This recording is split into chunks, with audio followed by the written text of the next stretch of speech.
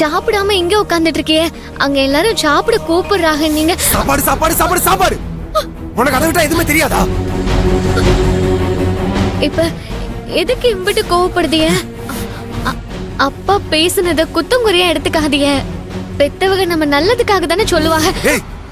அவர் என்னென்ன பேசினார் நீ தானே பார்த்த. அப்படி பேசின வீட்டுல வெக்கமே இல்லாம உட்காந்து சாப்பிட சொல்றியா?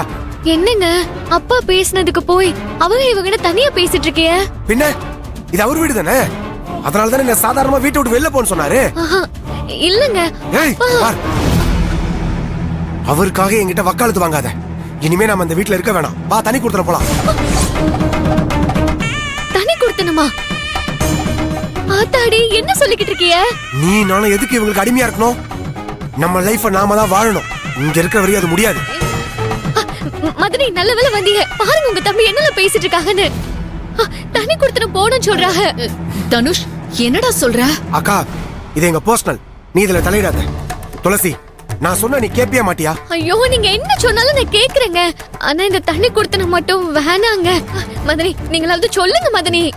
தனுஷ் அப்பா ஏதோ கோபத்துல பேசுறாரு. நாம செஞ்சதுதான் தப்புன்னு நானே துளசி கிட்ட மன்னிப்பு கேட்டேன்டா. நீ ஏண்டா அதை பெருசா எடுத்துக்கிற? இல்லக்கா அவரு நான் ஏதாவது பண்ணி லைஃப்ல ஜெயிச்சிட கூடாதுன்னு புரியா இருக்க. எப்பவுமே நான் அவர் காலடியிலே கிடக்கணும். எல்லாத்துக்கும் நான் அவர் எதிர்பார்க்கணும். அவர் சொல்றதை மட்டும் தான் செய்யணும்னு நினைக்கிறாரு. அப்படியெல்லாம் சொல்லாதியே. உங்களை வச்சுதான் அப்பா ஜெயிக்கணும்னு நினைச்சிட்டு இருக்காங்க. அதெல்லாம் அவர் முன்னாடி நடிக்கிற நடிப்பு. என்னங்க நீங்க அப்பாவை போய் இப்படி பேசிட்டு இருக்கீங்க?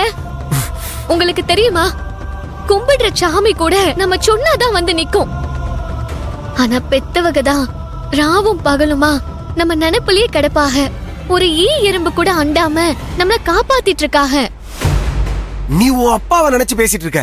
எங்க அப்பாலாம் அப்படி கிடையாது. என்ன வளர்த்து படிக்க வச்சதே ஏதோ எனக்கு போட்ட பிச்சை மாதிரி பேசுறாரு. ஏங்க காமாலையில கடந்தவனுக்கு கண்டதெல்லாம் மஞ்சள்னு சொல்ற மாதிரி அவங்க என்ன சொன்னாலும் நீங்க தப்பா தாங்க புரிஞ்சுக்கிறீங்க. முதல்ல உங்க நினைப்ப மாத்துங்க. பாரு துளசி, அவரை பார்க்கும் போதெல்லாம் அவர் பேசுறது மட்டும் தான் என் மனசுல வந்து போகுது. என்னால இதுக்கு மேல இந்த வீட்டுல இருக்க முடியாது. நான் இந்த வீட்டை விட்டு போலான்னு முடிவு எடுத்தாச்சு. நீ என் கூட வரியா இல்லையா? சொன்னதே சொல்லிட்டு இருக்காதீங்க. தனி கொடுத்தனும் போறதுங்கிறது நல்லா இருந்து குருவி கூட்ட பிரிக்கிற மாதிரிங்க. நம்ம குடும்பமே சதஞ்சு போயிடுங்க. பெரிய குடும்பம், எனக்கு அதை பத்திலாம் கவலை இல்ல. இன்ஃபேக்ட் நான் யார பத்தியும் கவலைப்பட தயாரா இல்ல. ஏன் இப்படி பேசுதீங்க? பெத்தவங்களுக்கு பேச உரிமை இல்லையா? பெத்தவங்களுக்கு என் மேல உரிமை இருக்குன்னா உன்னை கட்டின எனக்கு உன் மேல எல்லா ரைட்ஸும் இருக்குல்ல. அந்த உரிமையையும் அந்த சொத்தையும் காப்பாத்தி உன்னை பாதுகாக்கணும்ன்ற ஆசையில தான் என் பேருக்கு சொத்தை மாத்தி எழுத சொன்னேன். அவர் என்னமோ உன்னை ஏமாத்தி சொத்தெல்லாம் அபகரிக்கிற மாதிரி பேசிட்டு இருக்காரு. டேய் தனுஷ் நீ தப்பா பேசுறடா. துளசி உன் பொண்டாட்டி, அவளை நீ என்ன வேணாலும் பேசலாம். ஆனா அப்பாவை பேசாத.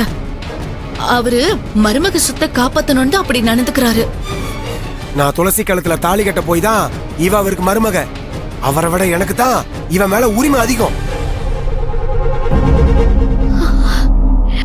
துளசி உன்னை வாழ வைக்கணும்னா நான் தான் வாழ வைக்கணும். வாழா வெட்டி ஆக்கணும்னாலும் நான் தான் ஆக்கணும். உனக்கு நான் முக்கியமா இந்த வீடு முக்கியமா? ஏங்க என்னென்னமோ பேசுதீங்க. எனக்கு இந்த உலகமே நீங்க தானே என் அப்பாவும் பாட்டியும் சொல்லிதே அனுப்புனாங்க.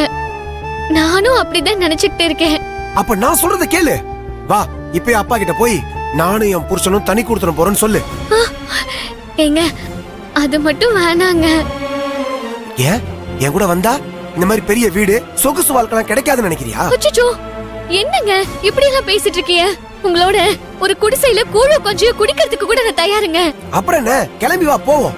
இங்க பாருங்க, நீங்க இப்ப ரொம்ப கோவத்துல இருக்கீங்க. ஒரு 2 நாள் ஆகட்டும், 6 அமர போய் பேசுவோம். எத்தனை நாள் ஆனாலும் சரி, நம்ம தனி கொடுத்துட போறதுல எந்த மாற்றமும் இல்ல. நான் முடிவு எடுத்ததுதான். அப்ப நானும் என் முடிவை சொல்லுதேன். நீங்க என்ன சொன்னாலும் நான் கேக்குறேன். ஆனா தண்ணி கொடுத்துட மட்டும் வரமாட்டேன்.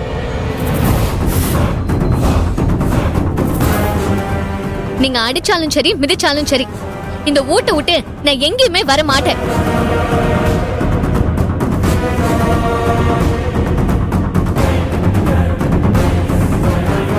உன்னை விட்டு நான் மட்டும் எங்கேயாவது போயிடுவா? ஏங்க அது எப்படி போவிய? என் கழுத்துல நீங்க கட்டின தாலி இருக்கிற வரைக்கும் உங்களால எங்கேயும் போக முடியாது. ஏன் முடியாது? ஏன்னா பொண்டாட்டி மேல புருஷன் உசுரா இருந்தானா பொண்டாட்டிய பிரிஞ்சு அவனால ரொம்ப நாள் இருக்க முடியாது. ஏதோ கோவத்துல ஒரு 2-3 நாள் வெளில போயிருவான். ஆனா திரும்பவும் பொண்டாட்டி கிட்டதே வருவான். அதனால நீங்களும் என்கிட்டதே வருவீங்க.